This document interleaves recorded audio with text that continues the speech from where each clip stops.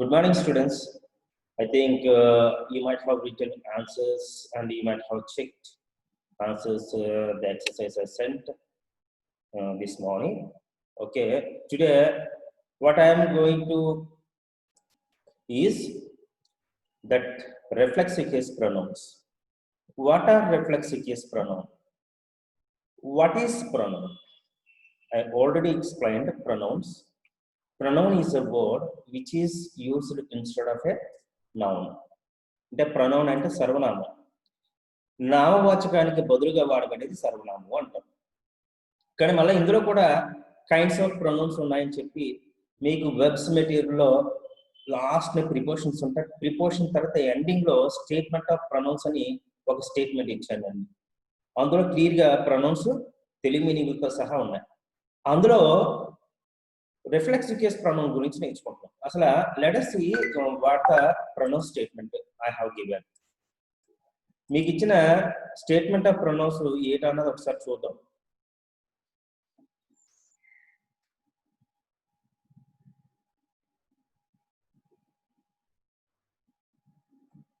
See,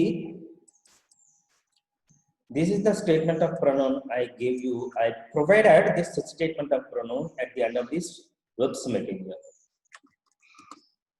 చూడండి, pronoun కి ఈ కేసెస్ ఉంటాయని చెప్పాను. ఏ కేసెస్ ఉంటాయి ప్రొనౌన్ కి? Subjective case, objective case, possessive case, double possessive case and reflexive case. ఈ లాస్ట్ ఇది రిఫ్లెక్సివ్ కేసు. ఓకే, ఇది రిఫ్లెక్సివ్ కేసు అన్నమాట. This is the reflexive case. I am telling about this one. These pronouns how to be used. వీటిని ఎలా వాడాలనే దాని గురించి నేను మీకు చెప్తున్నాను.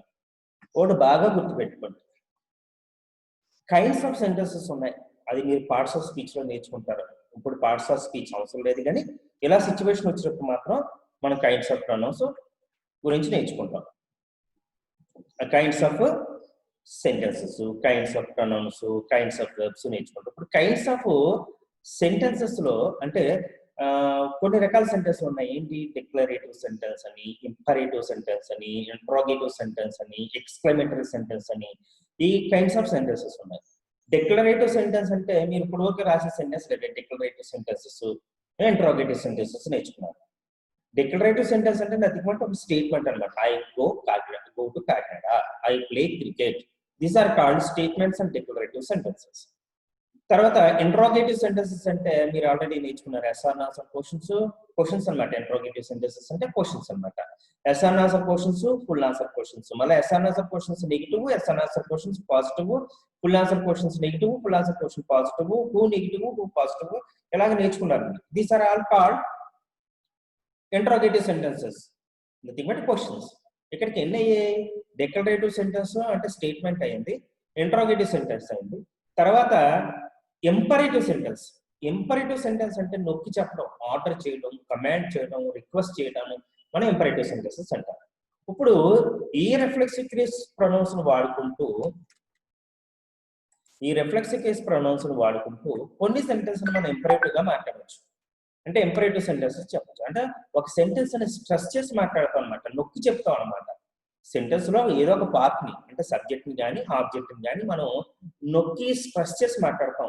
నేనే, ఇక్కడ చూడండి మీనింగ్ ఉన్నాయి కదా, తెలుగు మీనింగ్లు ఇచ్చాను కదా. నేనే, నాకు నేనే, నా మట్టి నేనే, మేమే, మాకు మేమే, మా మట్టి మేమే, మనమే, మనకు మనమే, మన మట్టికి మనమే, ఇలాగా మనం నొక్కి చెప్తాం అనమాట ఈ సెంటెన్సెస్. ఇలాగా రిఫ్లెక్సివ్ కేస్ ప్రొనౌన్స్ ని వాడాలని అనుకున్నప్పుడు ఏ విధంగా వాడాలి రిఫ్లెక్సివ్ కేస్ ప్రొనౌన్స్ ని? నేను చిన్న డిఫరెన్స్, పెద్ద కష్టమేం కాదు. మనం నేర్చుకున్న స్టేట్మెంట్ కరెక్టే, ఏంటి? సబ్జెక్ట్, వర్బ్, ఆబ్జెక్టివ్ స్ట్రక్చర్ కరెక్టే. కానీ ఈ రిఫ్లెక్సివ్ కేస్ ప్రొనౌన్ ని ఎక్కడ పెడితే ఏ మీనింగ్ అన్నది నేను మీకు సింపుల్ గా చెప్తాను. తర్వాత నోట్స్ అయితే చాలా పెద్దగా నోట్స్ ఉంటుంది. మీకు సింపుల్ గా ఉండడానికి గాను నేను ఏం చెప్తానంటే సింపుల్ గా ఇక్కడ చెప్తాను. ఇప్పుడు సెంటెన్స్ స్ట్రక్చర్ ఏంటి? సెంటెన్స్ స్ట్రక్చర్ ఇక్కడ చూడండి, రాస్తాను. సబ్జెక్టు,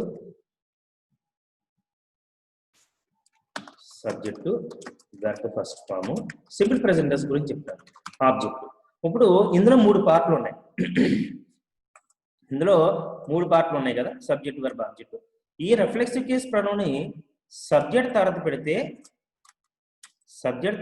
ఒక మీనింగ్, ఆబ్జెక్ట్ తర్వాత పెడితే ఒక మీనింగ్, లేదంటే ఆబ్జెక్ట్ ముందు కానీ.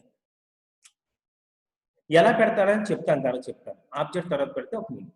ఫర్ ఎగ్జాంపుల్, ఈ రిఫ్లెక్సివ్ కేస్ ప్రొనౌన్ తీసుకెళ్ళి, అంటే ఏ రిఫ్లెక్సివ్ కేస్ ప్రొనౌన్ దీన్ని తీసుకెళ్లి సబ్జెక్ట్ తర్వాత పెడితే, అంటే ఐ ఉంది ఇక్కడ, ఐ పెట్టిన తర్వాత రిఫ్లెక్సివ్ కేస్ ప్రొనౌన్ పెట్టారు. చాలా మంది ఏం చేస్తారంటే ఓన్లీ రిఫ్లెక్సివ్ కేస్ ప్రొనౌన్ తో సెంటెన్స్ మొదలు పెడతారు, మై సెల్ఫ్, యువర్ సెల్ఫ్ అని.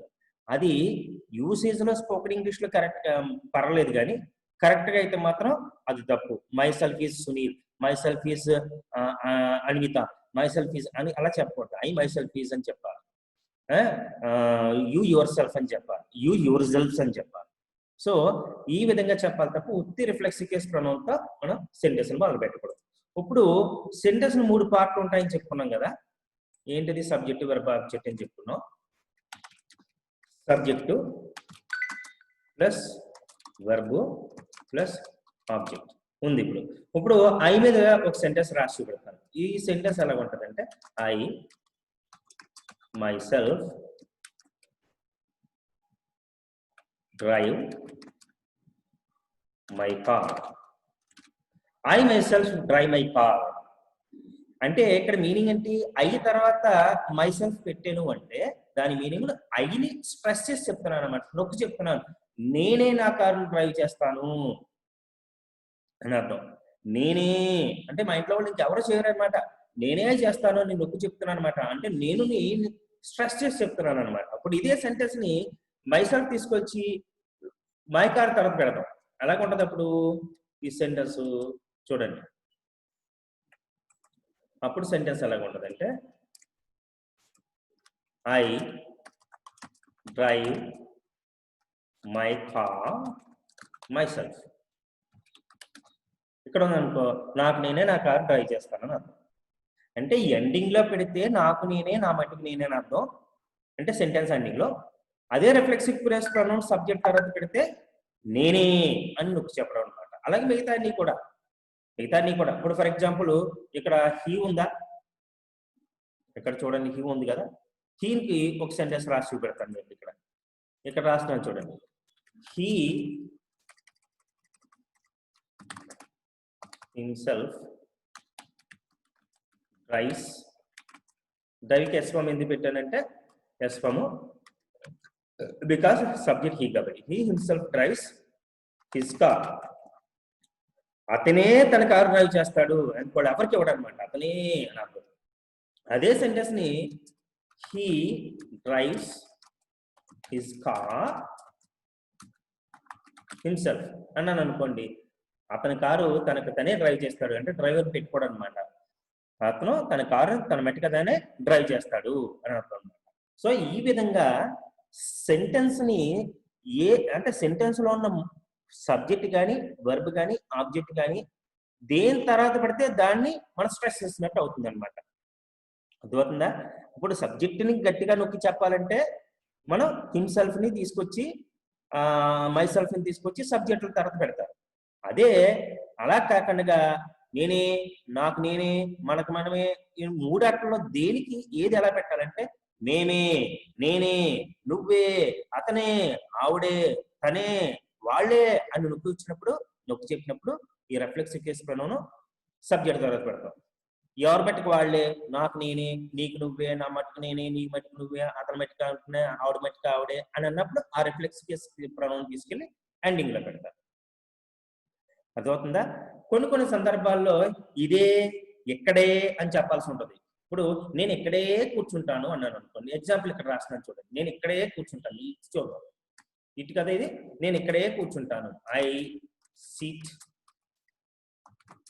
హియర్. నేను ఇక్కడ కూర్చుంటాను, ఇక్కడే అని చెప్పాను కాబట్టి ఇట్ సెల్ఫ్. ఇక్కడే అంటే హియర్ ని నేను స్ట్రెస్ చేసి చెప్పాను కాబట్టి ఇక్కడ నేను ఏం చేశాను, హియర్ ని స్ట్రెస్ చేశాను కాబట్టి హియర్ ఇట్ సెల్ఫ్. నేను ఇదే తీసుకుంటాను అన్నాను అనుకోండి, I take this it self. ఇదే తీసుకుంటాను అని మనం ఇదే అన్న దాన్ని దిస్ని నొక్కి చెప్పాను కాబట్టి మనం ఇట్ సెల్ఫ్ అక్కడ పెడతాం. ఓకేనా? ఈ విధంగా మనం ఎవరినైతే మనం స్ట్రెస్ చేసి చెప్తున్నామో వాటి తర్వాత పెట్టచ్చు. అదే కాకుండా మా మట్టుకు మేమే, మా మట్టుకు మేమే, మన మట్టుకు మనమే, నీ మట్టుకు నువ్వే, వాళ్ళ మట్టుకు వాళ్ళే అని మీనింగ్లు వచ్చినప్పుడు కూడా మనం రిఫ్లెక్స్ కేస్ ప్రణౌన్ని ఎండింగ్ లో పెట్టాలి, సబ్జెక్ట్ తర్వాత. అర్థమవుతుందా? నొక్కి చెప్పితే సబ్జెక్ట్ తర్వాత, లేదంటే ఆ పర్టికులర్ వర్డ్ తర్వాత. నొక్కి చెప్పకుండా ఎవరి మట్టుకు వాళ్ళే అంటే సెంటెన్స్ ఎండింగ్ లో పెడతాం. అదే నేను మీకు నోట్స్ ఏం చేశానంటే ఇక్కడ క్లియర్ గా ఇచ్చాను నోట్స్ మీకు. చూడండి, the following are called reflexive case pronouns. They are myself, నేనే, నాకు నేనే, నా మట్టికి నేనే. ఇప్పుడు ఇందులో ఇక్కడ చూడండి, నేనే, మేమే, మనమే ఇలాగొచ్చినాయేమో సబ్జెక్ట్ తర్వాత పెడతారు, ఇలాగొచ్చిన రెండునేమో సెంటెన్స్ ఎండింగ్ లో పెడతారు. మన మట్టుకు మనమే, మన మట్టుకు మనమే, మనకు మనమే అని వచ్చినప్పుడు సెంటెన్స్ ఎండింగ్. ఇవేమో ఇవి సబ్జెక్ట్ తర్వాత, ఇవి సెంటెన్స్ ఎండింగ్ లో అంటే ఆబ్జెక్ట్ తర్వాత. అలాగే మొత్తం అన్ని కూడా అలాగే ఉంటాయి. చూడండి, అవర్ అంటే మేమే, మాకు మేమే, మా మట్టుకు మేమే. అవర్కి వీక్ 2 మీనింగ్లు ఉన్నాయి, మేము, మనము అని మీనింగ్లు ఉన్నాయి కాబట్టి నేను 2 మీనింగ్లు ఇచ్చాను ఇక్కడ. సో మేమే, మాకు మేమే, మా మట్టుకు మేమే, మనమే, మనకు మనమే, మన మట్టుకు మనమే. యువర్ సెల్ఫ్, యూకి 2 మీనింగ్లు ఉన్నాయి, ఒకటి నువ్వు, మీరు, సింగులర్ గా యువర్ సెల్ఫ్, ప్లూరల్ గా యువర్ సెల్ఫ్స్. 2 మీనింగ్లు ఇచ్చాను ఇక్కడ. ఇక్కడ చూడండి, యువర్ సెల్ఫ్ అంటే నువ్వే, నీకు నువ్వే, నీ మట్టుకు నువ్వే. యువర్ సెల్ఫ్స్ అంటే మీరే, మీకు మీరే, మీ మట్టుకు మీరే. ఇవేమో సబ్జెక్ట్ తర్వాత, ఇవేమో ఆబ్జెక్ట్ తర్వాత పెట్టాలి. అలాగే హిమ్సెల్ఫ్ చూడండి, హిమ్సెల్ఫ్ అంటే అతనే, అతనికి అతనే, అతని మట్టుకు అతనే.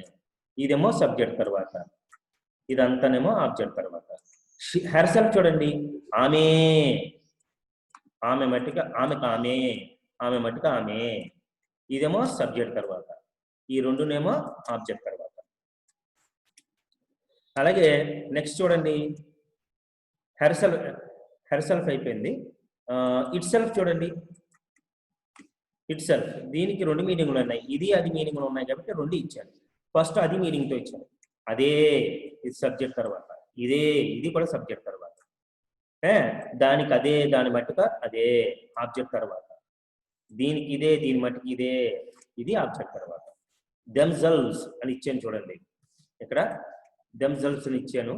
దీనికి 2 మీనింగ్లు ఉన్నాయి, ప్రాణం ఉన్న వాటికి, ప్రాణం లేని వాటికి వాడతాం కాబట్టి వాళ్ళే ప్రాణం ఉన్న వాటికి సబ్జెక్ట్ తర్వాత, అవే ప్రాణం లేని వాటికి సబ్జెక్ట్ తర్వాత, వాళ్ళకు వాళ్ళే, వాళ్ళ మట్టుకు వాళ్ళే ఆబ్జెక్ట్ తర్వాత, వాటికి అవే, వాటి మట్టుకు అవే ఆబ్జెక్ట్ తర్వాత. అదే రవి హిమ్సెల్ఫ్ అని చెప్పాలి తప్ప రవి సెల్ఫ్ అని అనకూడదు. సీత హెర్ సెల్ఫ్ అని చెప్పాలి తప్ప సీత సెల్ఫ్ అని అనకూడదు. రవి హీతో సమానం కాబట్టి దానికి సంబంధించి రిఫ్లెక్సివ్ కేస్ ప్రొనౌన్ పెట్టాడు.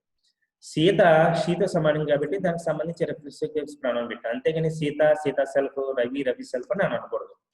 ఓకే, రవికి ఏమి ఇచ్చాను చూడండి ఇక్కడ, రవి హిమ్సెల్ఫ్ అంటే ఏమి ఇచ్చాను ఇక్కడ చూడండి, రవి మట్టుకు రవికి రవే అని అర్థం అనమాట. ఇదేమో సబ్జెక్ట్ తర్వాత, ఈ రెండునేమో ఆబ్జెక్ట్ తర్వాత. సీత హెర్ సెల్ఫ్, ఇక్కడ సీతే సబ్జెక్ట్ తర్వాత, సీతకి సీతే ఆబ్జెక్ట్ తర్వాత, సీత మట్టుకు సీతే ఇది కూడా ఆబ్జెక్ట్ తర్వాత. ఓకే, ఆ విధంగా మనం ఈ విధంగా రాస్తాం. ఈ విధంగా రాసిన తర్వాత ఇప్పుడు నేను మీకు ఇప్పుడు ఎక్స్ప్లెనేషన్ ఇచ్చాను కదా, సింపుల్ గా ఎక్స్ప్లెనేషన్ ఇచ్చాను, దానికి సంబంధించి పూర్తి ఎక్స్ప్లెనేషన్ ఇచ్చాను ఇక్కడ.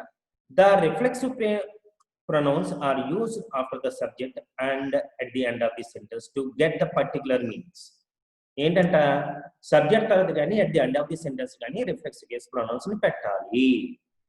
When we use the reflexive case pronouns after the subject, we get the Telugu meanings like నేనే, మేమే, మనమే, నువ్వే, అతనే, ఆమె, అదే, ఇదే, వాళ్ళే, లలితే, శివది సవే కాదు, శివే, నారాయణే, లక్ష్మి మొదలైన విధంగా వస్తా. అంటే అతనే నువ్వు నొక్కి చెప్పడం అనమాట. ఆ విధంగా వాడతాం దీన్ని. అలాగే here we can also use the word only. ఇక్కడ ఓన్లీ అన్నది అసలు ఓన్లీ ఏంటి, అడ్జెక్టివ్, యాడ్వర్బ్, ప్లస్ కంజంక్షన్ కూడా మనం ఒక్కో సందర్భంలో ఒక విధంగా వాడుతుంటాం. సో ఇక్కడ సాధారణంగా ఓన్లీని కంజంక్షన్ గా వాడినట్లు లెక్క అనమాట. సో ఒకసారి చూద్దాం. When we use the reflex case pronoun at the end of the sentence, we get the daily meanings like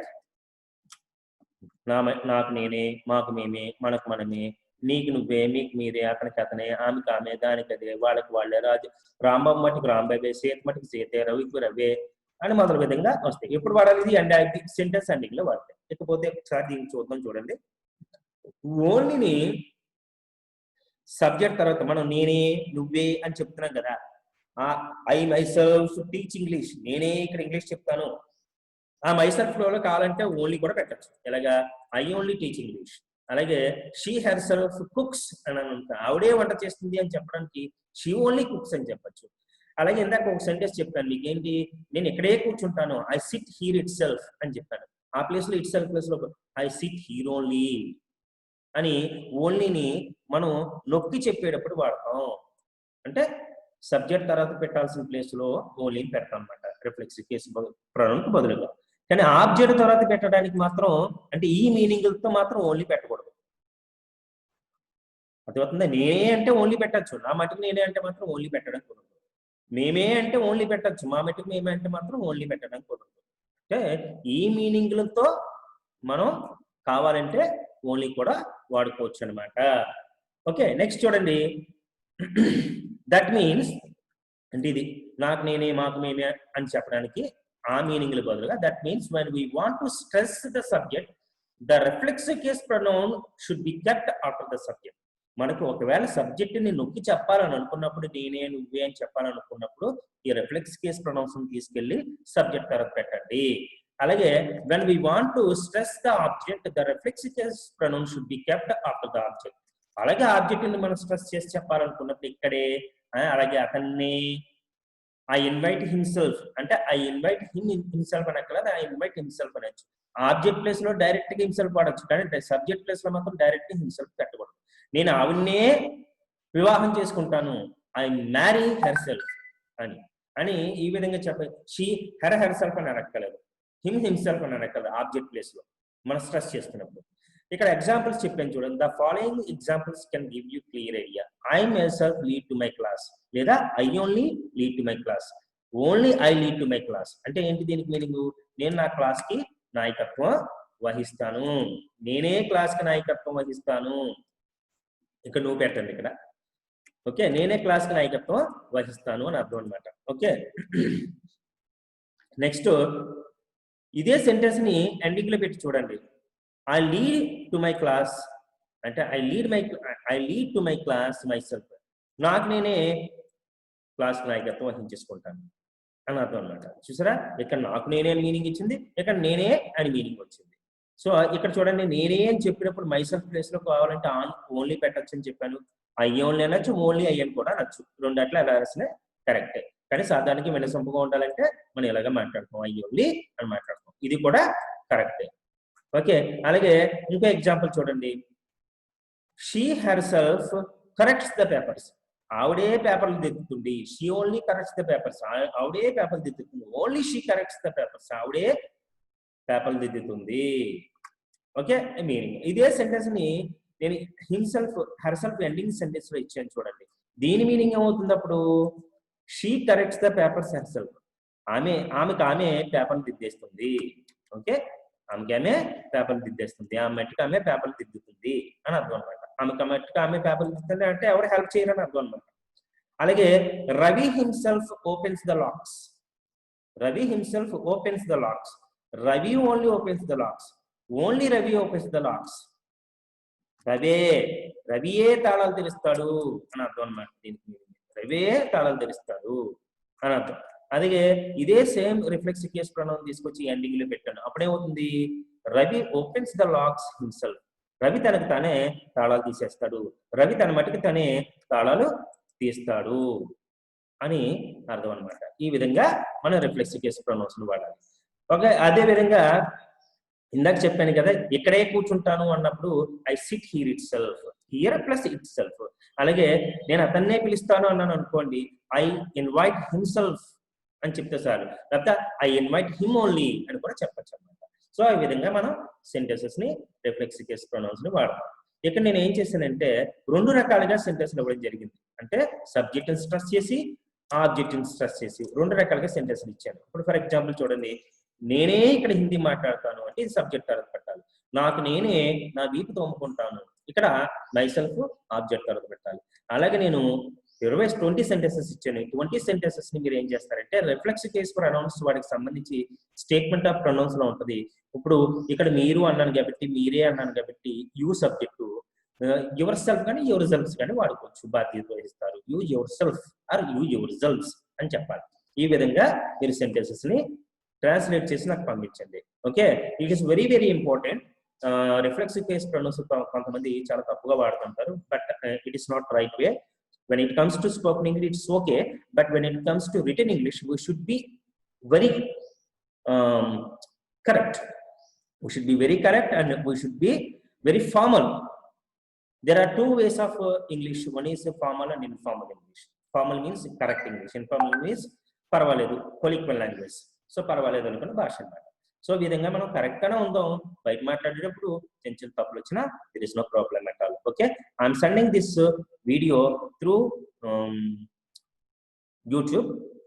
YouTube link పంపిస్తాను. దాన్ని మీరు ఏం చేస్తారంటే దాన్ని ఓపెన్ చేసుకుని ఒకసారి అందులో like button, subscribe button, subscribe చేసుకోకపోతే సబ్స్క్రైబ్ చేసుకోండి. ప్లస్ అక్కడ బెల్ ఐకాన్ ఉంటుంది, బెల్ ఐకాన్ ని క్లిక్ చేయండి. అప్పుడు నేను ఏ వీడియో పంపిస్తున్నా సరే నేను మీకు ఆటోమేటిక్గా మీకు వస్తూ ఉంటుంది. ఓకేనా అమ్మా? With this I'm stopping. I shall meet you with the new lesson tomorrow.